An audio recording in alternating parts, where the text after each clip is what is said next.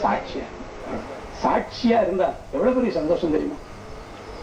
சாட்சியா நம்ம இருக்க ஆரம்பிச்சுட்டா அவனை போல இருக்க அப்படின்னு சொல்லி என்ன செய்வாங்க சொல்லுவாங்க. தரங்கம்பாடியில படிச்சுட்டு இருக்கும்போது அங்க ஒரு தமிழ் பண்டிட் வரதராஜன் சொல்லி ஒரு தமிழ் பண்டிட், அவர் புற மதத்தில் உள்ளவர். அங்க எல்லாம் டைனிங் ஹாலில் சாப்பாடு நடக்குது. அவன் வேற ரசம் சரியில்லை, அப்படம் சரியில்லை, அது சரியில்லை, எதையா சொல்லிட்டு கிடப்பான். நம்ம ஒண்ணும் நிற்க முடியாது. சொல்லுங்க, நமக்கு எல்லாமே நல்லா தான் இருக்கு. இல்லையா? நமக்கு எல்லாமே அப்படிதான் இருக்கு, நல்லா தான் இருக்கு. ஆனா இயேசு நல்லவரா இருக்கா? நமக்கு அப்பளமும் நல்லா தான் இருக்கு, புளிப்பு இல்லாத ஒரு ருசி இல்லாத ரசமும் எல்லாம் நமக்கு அப்படிதான் இருக்கு. ஒண்ணு போலும் நல்லா தான் இருக்கு. அவர் சொல்லுவாரு, நான் இந்த சயின்ஸ் ஸ்கூல் போய் சரியா 2 வாரம் கூட ஆகல, இந்த அவரை போல இருங்கய்யா அப்படின்னு சொல்லி சொல்லுவாங்க. இல்லையா? அவரை போல இருங்க அப்படின்னு சொல்லி இந்த தமிழ் பண்ணிட்டு சொன்ன வார்த்தை எனக்கு இன்னைக்கும் எனக்கு சந்தோஷமா இருக்கு. காரணம் என்னன்னு கேட்டா, சாட்சி உள்ள வாழ்க்கை நமக்கு அவசியம். சாட்சிக்கு முக்கியத்துவம் கொடுங்க. ஆண்டவர் எப்படி சாட்சியா இருக்கணும்னு நமக்கு நல்ல ட்ரைனிங், அந்த ஞானத்தின் ஆவியை ஆண்டவர் ஊற்றுவார். சாட்சியா வாழ்றது வந்து ஞானத்தின் ஆவி. அந்த ஞானத்தின் ஆவியை ஊற்றி நம்ம எப்படி நம்மகிட்ட ஒருத்தர் பேச வராங்க, நம்ம எப்படி அவங்களை அட்ஜஸ்ட் பண்ணணும், எப்படி அவங்களை மதிக்கணும், எப்படி என்ன செய்யணும் அப்படிங்கிற ஒரு ஞானத்தை அந்த நேரம் டக்குன்னு ஆண்டவர் நமக்கு என்ன செஞ்சுருவாரு, கொடுத்துருவாரு.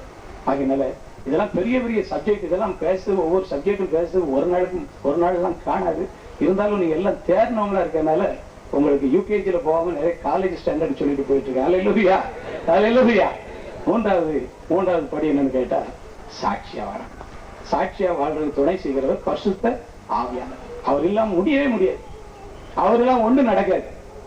அவர் நம்மகிட்ட இருக்கும்போது எவர் என்ன சொன்னாலும் மாட்டுக்கு மட்ட மாதிரி நிற்போம்.